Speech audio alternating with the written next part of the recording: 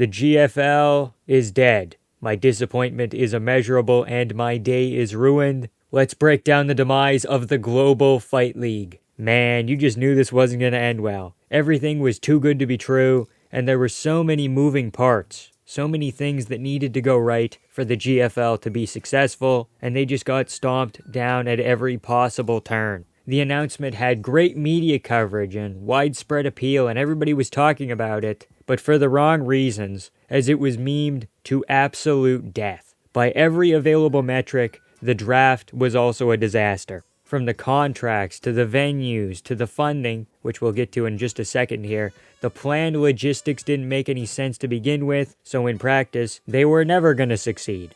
Shout out to Mike Russell on Twitter. I completely missed this when I did my first couple of GFL videos. Aaron Parimi, I've only recently figured out, got sued by Citibank for $43,000 in credit card debt. That was just last year. And then this year he wanted to be an investor. That was just 2 years ago in 2023. And then he signed on late 2024 into 2025 here. He's the main investor that hasn't fulfilled his investment obligations. He's the reason the event was canceled when it was. As of recording, we are about a month and a half away from the original dates of the first event. So they probably had to put down a deposit for the venue, finalize some contracts for event staff, AV guys, lighting, broadcast stuff. And Parimi isn't answering the phone, or he's deflecting, or whatever it may be. Darren Owen is scrambling, and in a last-ditch effort, he frantically is calling up everybody he knows, trying to find more investors, drum up capital. Last we heard of him, he was in Miami at a bunch of business conferences, I believe that was just this weekend, trying to swindle? Is that the right word? Yeah, trying to swindle some investors. It sucks for a lot of the fighters because they had to worm their way out of pre-existing deals like Greasy Don's Grasp in the PFL, a couple of other smaller promotions and such, to get to the phenomenal promised land of the GFL. In the PFL season, they have a guaranteed 2-fight contract and then a chance at $500,000. Oh Lord, inflation hit the PFL Grand Prix. But now, they've wasted 4 to 6 months of their career, depending on when they signed. And a lot of that is, again, for these older fighters who have time not quite on their side. They're wasting a large chunk of their already dwindling fight shape, large chunk of their remaining career. It's not great. A bunch of people left the PFL, left other organizations, weaseled their way out of the UFC like Chris Weidman did. He's effectively burnt that bridge. So now all these guys have limited choices. They can either get down on their hands and knees and beg Greasy Don to let them fight in the PFL again, but they probably can't get in this season because it's starting right about now. Everything's basically been finalized. They would have to come in as an alternate, which is based on a spot opening. So tough luck, Chuck. Or they have to wait till next year, and some of them don't have that kind of time going without income for that long. Or, instead of MMA, they get pushed to an MMA alternative. Tony Ferguson to the Dirty Boxing Championship, Tyron Woodley to BKFC Ice Wars, or Luke Rockhold might have to go back to selling shitty chains, a fate worse than death. The media, fighters, and larger industry reaction to the passing of our dearly beloved GFL has been pretty mixed. Ariel Helwani, who broke the initial news of the cancellation, is now the first person to officially call time of death. Helwani broke the news about the GFL's inception 3 to 4 years ago in, I believe, 2021, when it was still being called the WFL, and GSP was involved. And then they got sued by an actual WFL that was another, I believe, European promotion that took their name or whatever. Crazy times, folks. He was there and he was pro-WFL, and then he was pro-GFL. The news of the rebrand and the GFL as we know it broke in December of 2024. Ariel had Darren Owen on his show, and he was sucking him off big time. Maybe not sucking, but he was for sure fondling. And now Ariel has done a 180, and he said, I never said it was going to be great. I said it was probably going to be dead on arrival and probably doomed to fail. And I let the good, the bad, the ugly on my show. Those are his exact words. I watched his YouTube video on it. But he didn't ask those tough questions to Darren Owen then. He said things after the fact. Same with Mike Heck of MMA Fighting, who did a town hall. They asked a lot of questions, and Darren Owen had some okay answers, some subpar answers as well. But largely, they didn't shit on him. They didn't press the issue. That's more of my problem. Oh, I'm not saying that Ariel never said that it wouldn't work. I'm saying that he didn't push hard enough, or as hard as he could have, as probably the biggest media member in the sport. And because of Helwani's feud with Dana White, that's been going on for almost a decade now, can you believe it? He is for any other organization that can stick it to the UFC. He's angry, right, that Bellator isn't good. He's been arguing with Don Davis recently. He's sad that the GFL isn't working out and that other companies are bad, because he wants to really put his hat in that ring and he wants to put his support behind someone to really just stick it to Dana and say, I can be a good media member, I can be the official home of the PFL or whatever. But they all just stink so much to where it kind of just gets to him, right?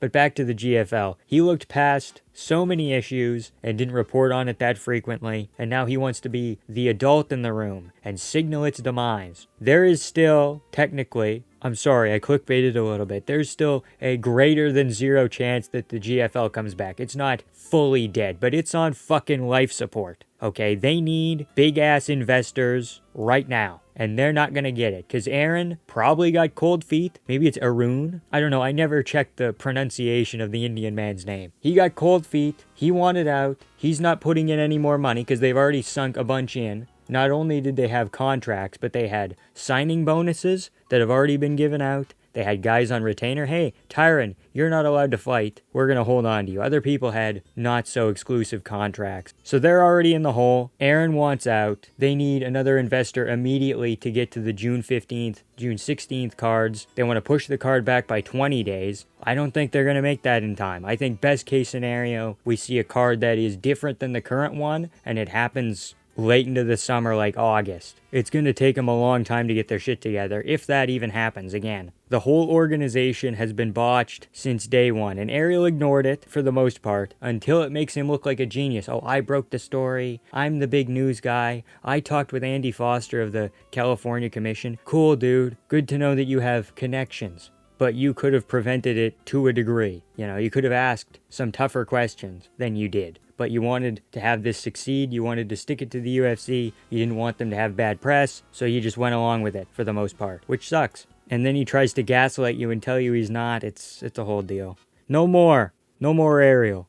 A large number of the fighters involved still wanted to compete against their previously scheduled opponents. So I wouldn't be entirely surprised if someone else swoops in. They have the money, they step in and use this as a launching platform. They basically take their contracts, maybe pay them a little bit less, but try and keep all the same people together in the matches, because a lot of people were very excited about a lot of the matchmaking. Dylan Dennis and Tony Ferguson really wanted to fight each other like a surprising amount. Same with Faber Barao, they wanted to. Henderson and Pettis wanted to. A lot of people, they were like really antsy to get some wins back and such. So the matchmaking is already done. They just need someone with a bunch of money to put together an event, even if it's just a one-time thing. So they probably won't make any money unless they get a freak show up at the top. Put fucking Jake Paul on there. Put Logan Paul, because Jake Paul's in the PFL. We'll talk about that in a second. Get Logan Paul's MMA debut up top on Netflix and get the Tony Ferguson, Dylan Dennis, some other big names on that card. At least save face for some of the big stars. Maybe, I don't fucking know. Again, this is better than nothing, right? Kind of just a one-time deal. Heroes of Wrestling MMA edition, for those in the know. A relatively big gripe that I had with the GFL, personally, was their social media admins. What a bunch of bitches. When the story broke, I reached out to them like a good little boy, and they didn't say anything back, even though I'm the most reputable GFL man to exist. Constantly involving themselves in places they didn't belong, right? Trying to do this millennial Gen Z meme marketing thing where they just kind of throw random shit at the wall to see what sticks, right? Like the Duolingo bird or the fucking Grubhub bullshit, you know what I mean? Where they're like beefing with the Cage Warriors admin, an actual promotion that has been successful and profitable for multiple decades, at least one decade. Involving themselves with Patricio Pitbull and the PFL, talking about how they'd love to sign Josh Emmett, but they're being funny that, oh, the Fighting Farmer, oh, you're so fucking clever. Guess what? He's not signing for your D- organization. Your fake, not even real D- organization. Oh, look at our fan art. Dude, I could make it in 5 minutes. I could make it probably in 2 minutes. On cocaine, I could probably do it in 45 seconds flat. Shut the fuck up, you know? I guarantee you don't get paid enough to be this much of a nuisance. And I'm only kind of new to the Twitter game, but God, it is horrendous out there. And they were not making it any better. They were not as funny as Cage Warriors. They didn't offer enough information as Marcel, my boy. or Benny P or any of them, you know? They added nothing to my Twitter experience, and for that, fuck you, bitch. Speaking of nuisances on Twitter, Don Davis, because he has nothing better to do, runs a bajillion companies, but he's on Twitter, he's on LinkedIn, has also been pissing on the GFL's grave with the following tweets. Building global MMA company. Easy talk, hard to do. PFL MMA delivered premium product, 7 years, 110 events, 225 million fighter purses paid. Premium product? What are you, fucking Heisenberg? You know, that was his whole shtick, right? My meth is pure, my meth is better, therefore more people will buy it. Okay, pal. Premium. There's a PFL card happening on April 11th. I'm recording this on the 10th. Let's take a peek, shall we? Does this look premium to you? Do you know any of these people? Do you think it's going to be a good card? I'm sure there's going to be a couple okay fights, but like, is that Liz Carmouche? What the fuck? It's happening at a Universal Studios soundstage. The tickets vary between $25 and $250. They've sold 150 tickets. These guys aren't making any more than $10,000. That's the absolute fucking maximum. A premium product that can't sell more than 200 tickets. Are we seeing the logic here? And the cheap seats are $25, and they still can't sell those.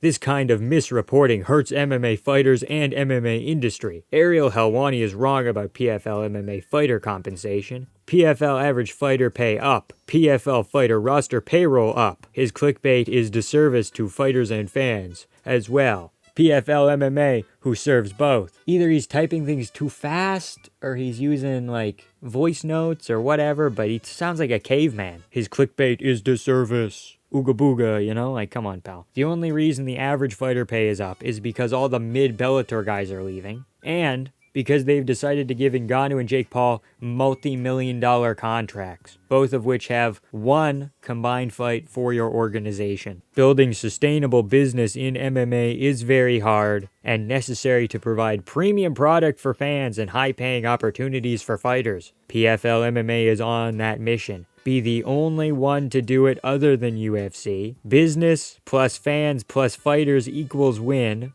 Be with us, PFL MMA. PFL fans is an oxymoron. There's no such thing as a dedicated PFL fan. It's an MMA fan who stumbled onto the PFL and said, I have nothing better to do. I'm not a business guy. My life and opinions and such are based almost entirely off of vibes. One championship could have done it, and then they ran out of money. Bellator did it for a little bit, competed with the UFC as a solid B-tier promotion for a little bit. Then they ran out of money, and Greasy Don killed them. GFL could have done a couple of things in the space, but they ran out of money. Noticing a pattern? The only thing keeping the PFL afloat is investors. Maybe it's becoming more profitable, but make no mistake, without copious amounts of outside money, they would not be here. They are still in the red. They can't turn a profit. The UFC is big because it was the first, and they've grown enough to where they can kind of sustain themselves. It's almost impossible to run profitable MMA. Dana White had to be cutthroat and come up with a bunch of schemes just to get where he is. Don Davis acts like some kind of moral authority, but he's just as bad in different ways. Darren Owen of the GFL seemed like he was in it for the right reasons, but the right reasons don't attract investors. The retirement fund was a big piece of this league, and it has $0 in it. Big old goose egg. A 50-50 revenue split can't happen without any revenue. The GFL doesn't, or didn't, I guess is more apt, have any headquarters or an office or anything of that nature. It was barely a real company. It was a few loosely stringed together employees. They blew all of their money on crappy AI and signing bonuses and Robin Black's hair gel and trying to trick people into thinking a draft was real when it was so very clearly not. The PFL to GFL comparisons will never stop because the idea of MMA companies being fun little side investments needs to stop. That's what they're currently being used for, investment opportunities for Silicon Valley tech bros. And that's never going to work when starting out. The UFC can get away with it because they started out with relatively humble beginnings and then grew into this corporate juggernaut, like all companies do when they get to a critical mass. And now the UFC has become super corporate and they have a culture and an office and this and that. Starting your MMA promotion at the top with the sole goal of turning into a publicly traded company never works because you have to appease investors, and investors aren't MMA fans, and without them, the whole thing just collapses because you're built on nothing. So you have to pitch things in a boardroom to people who are just trying to turn a profit. But turning a profit doesn't get fans, so they don't make any money. It's entirely cyclical. Darren, stop trying to make the GFL happen. It's not going to happen. In one word, I would describe the GFL as botched. You know, I wish I could stand here before you guys today, huffing that sweet, sweet copium. Just wait, guys. Just wait. They just need more money. And then they'll be back, guys. Don't worry. Oh, they'll get it done. Da, da, da, da, da, da. It's just yapping. Unfortunately, we live in Reality Town, USA, about 200 miles from Peaches and Creamville. It's just the next town over, but I'm not buying a moving van. The GFL was supposed to be my meal ticket. It was supposed to be my thing, you know? I'm YouTube's official GFL correspondent, and now that's all gone, and I just have this GFL-shaped hole in my heart, which is why I'm going to ask you very nicely to like, comment, and subscribe for more GFL content, if it exists. Shout out to Shauna as well as Nieman Soldesfinden. I probably butchered that. I hope it's not a slur. Thank you all so much for watching. I'll see you at the funeral, and have a good time.